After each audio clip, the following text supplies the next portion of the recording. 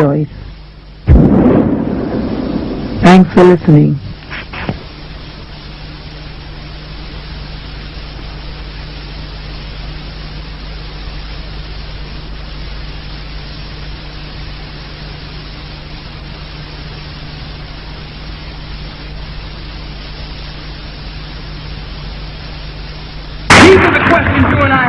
How did we get this mine? OPEC production limits, helping to drive down the price of oil from $20.50 a barrel in the opening days of 1990 to a mere $13.60 a barrel by summer. You have to understand the difference. We didn't come over on the Nina, the Pinta, and the whatchamacallit. We didn't land on Plymouth Rock. Plymouth Rock landed on us. Landed right on top of us. Where's the outcry? Why? You can get all the film and the footage of all the carnage in Los Angeles, but you can show me no footage of any damage in Iraq. And all you show me is some surgical strike. Now, 1 year later, it comes out that these so-called surgical strikes were mixed in.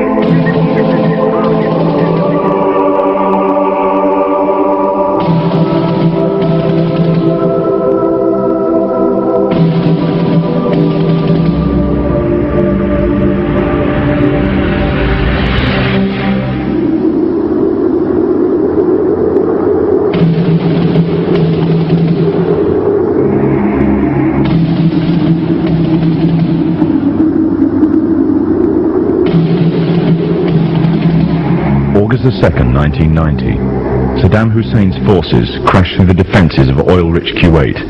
In fear of an Iraqi invasion into Saudi Arabia, the United States and her coalition allies poured into the Arabian Peninsula to form a deterrent that would be known as Desert Shield.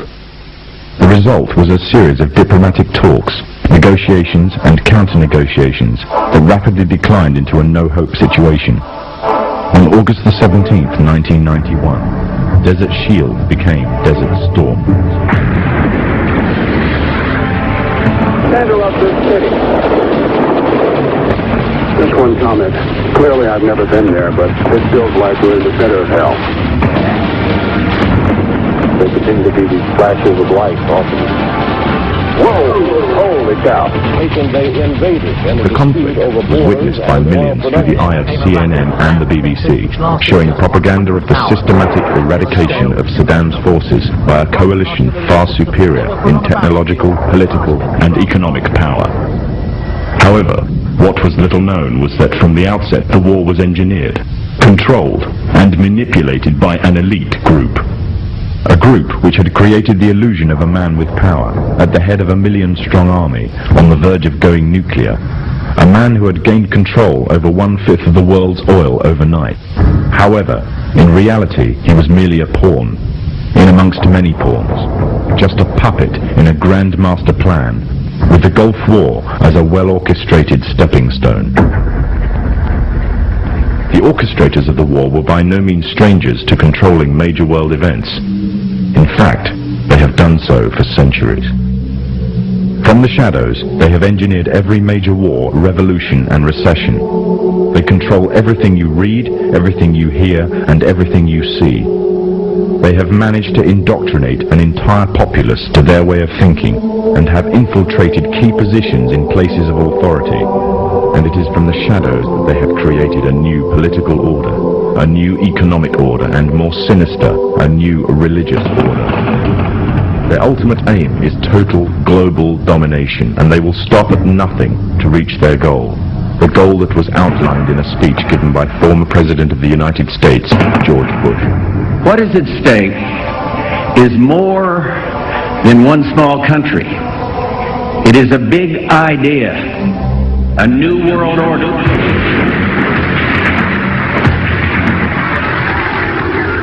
However, the origins of this global plan were not created in the offices of the White House. In reality, their roots lay in another war. This time, the year is 1095, and the place, Clermont, France. The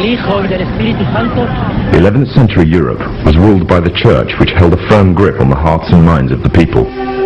This power enabled Pope Urban II to wage war on the Muslim Caliphate, and crusade in what he called a War of the Cross to recapture the land of Jerusalem. It had been under Muslim rule since the year 637, but in 1099 this rule was brought to a bloody and sudden end. In the name of the cross, women were raped and murdered. Children were put to the sword, and it is said that blood ran in the streets knee-high to the horses. Out of this land of bloodshed and terror, a group of men arose. Men that would stop at nothing to get what they wanted, no matter what the cost. 20 years after Jerusalem was taken, the Dome of the Rock was seized by a group of warrior monks calling themselves the Knights of the Temple of Solomon, or more simply, the Knights Templars. In Jerusalem, the Templars began to deviate further and further away from the practices of Christianity. They learnt the secret arts of the Kabbalah, an ancient form of Jewish magic, along with its dark rites and rituals. The Jews had learnt the arts from the pagans of ancient Egypt during the times of enslavement to the Pharaoh, and developed them into Babylon at the time of Nebuchadnezzar. In 1307, King Philippe of France arrested them for charges of denial of Christ, homosexuality, and idol worship, as well as magic. In 1314, Pope Clement V declared all Templars as heretics to Christianity, ordering all their properties to be seized. Their leader, Jacques de Molay, was captured and burnt to the stake. The Templars were cornered, and just when it seemed they were finished forever, a glimmer of hope arose from a seemingly certain end. They were to find a safe haven as well as an ally. But not in France. In fact, in a country in a desperate struggle for independence against the English. The country of Scotland.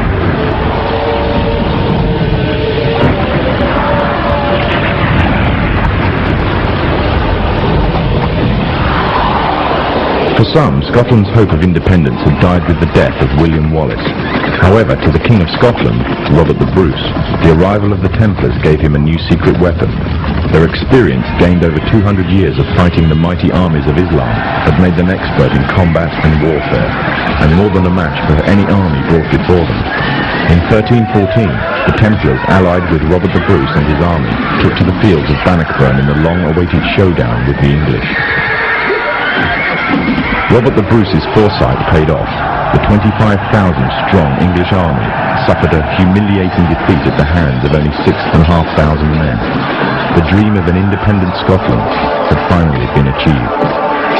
The Templars had brought themselves back from the brink of destruction, and never again would they allow themselves to be destroyed.